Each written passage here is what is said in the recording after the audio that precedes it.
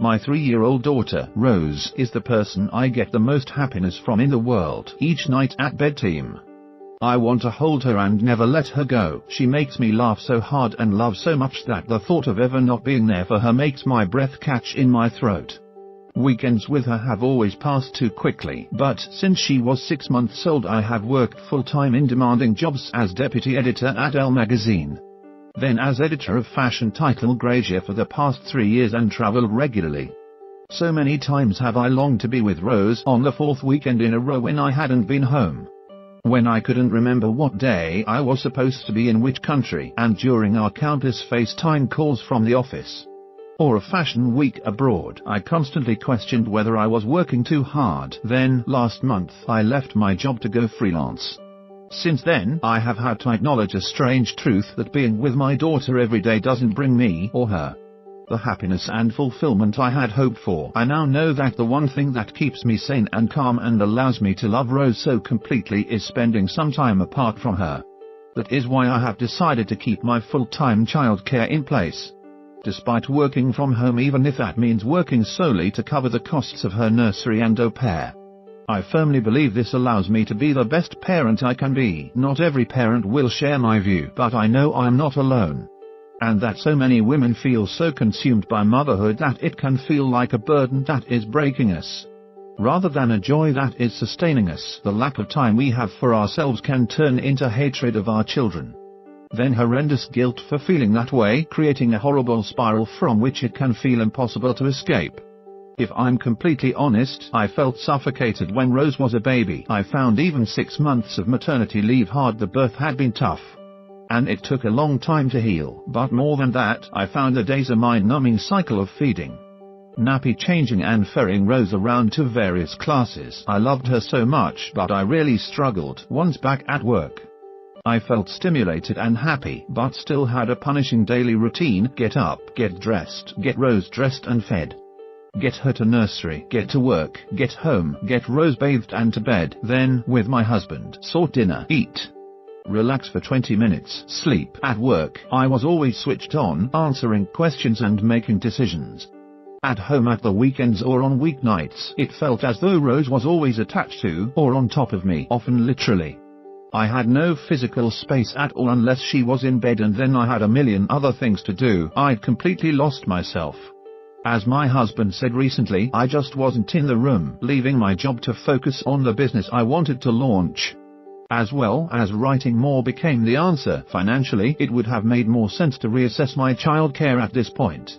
Did I really need my amazing au pair and full-time nursery place for Rose, when I could do a lot of paid work while she's asleep or during the 15 free hours she qualifies for at nursery? Did I really need someone to do my pickups each weekday? No. But is that what I want? Yes, for although I love getting home earlier than before because I'm working from a cafe nearby, or am at a meeting I've arranged, this extra time I've carved out is for me, be it for work, going to the gym, or catching up with friends or old contacts, and it is so liberating. It's not that I didn't think about doing it differently. The first week after leaving my job, I took Rose out of nursery to be with her. We went to the park, out for lunch, to play with some of her friends, and while I know she loved a lot of it, we also clashed. I lost my temper over nothing.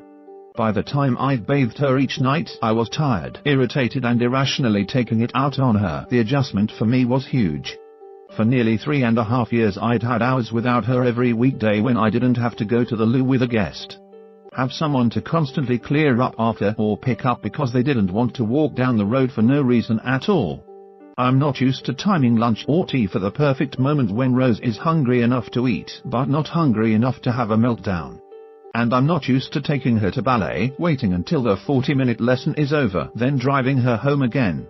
After just 2 days, I felt I was failing as a parent more than when I was working. I was exhausted, overwhelmed and nowhere near as engaged with my daughter as before. It was shocking to admit, but I just don't enjoy full-time parenting. The experience convinced me that as valuable as it is for Rose to have time with me, there are great benefits for us both to have some space.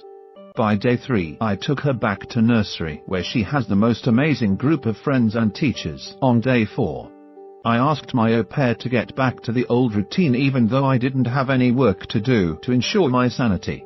I went to see friends and stayed out until she was fed, bathed and in her pajamas. I know what is right for me, keeping weekdays for myself and for my work, but it isn't for everyone. I'm incredibly lucky to earn enough to cover my share of the childcare and the mortgage by working from home. And I don't think I've ever admired parents who don't work or work part-time more. I'm also aware that speaking so honestly about the parts of parenting I don't enjoy may seem hurtful to those who would give anything to have children. Some might argue that I am ungrateful, but I am grateful for my forthright, funny daughter. It's just that there is a less pleasant side to motherhood, and it's important not to stay silent through guilt. Our children rely on us for so much, but surely it's vital to prioritize ourselves too. I believe the decisions I've made make me a better mum to Rose. And in the past 4 weeks we have become closer than ever. She said to me last night, "You haven't shouted at me today."